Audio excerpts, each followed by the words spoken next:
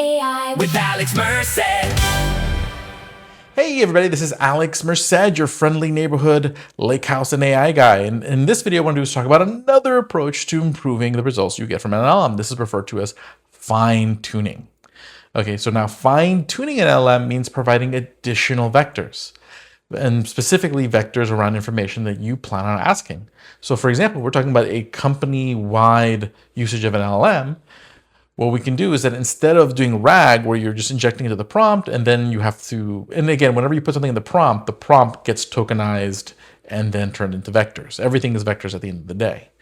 So in that case, there's these additional steps of processing that data that have to happen before you get a response back. What if you could have all the data or all the information that you want the LLM to have just turned into vectors? So that way it's just part of all the vectors that it's looking through in the first place. Okay, and that's what fine-tuning is. The idea is that you're taking a moment separate from the actual prompting, from the point of prompting, okay, the point of request. You are saying, okay, hey, let's take some time. Let's take let's say the company's info. We're going to put it through the training to create a bunch of vectors, store them in somewhere like a vector database, essentially a place to store vectors. And now going forward, when the LLM gets requested a question or we submit a prompt, it's no longer just considering its base training that already exists, but also this additional collection of vectors that are over here stored somewhere else.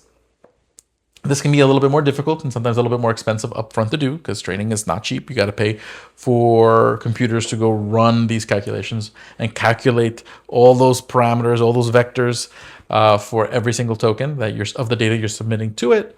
But it is another approach. And again, once you have the vectors and again, generally what would you do is you would want to do this with things that don't change too often. So for example, if you're talking about like a stock price, you probably would rather use RAG because that's going to change like all the time.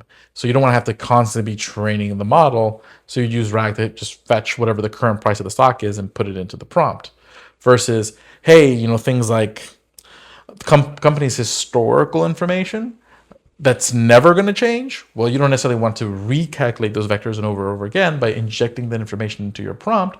So you might benefit from fine-tuning. Learn more with books from books.alexmerced.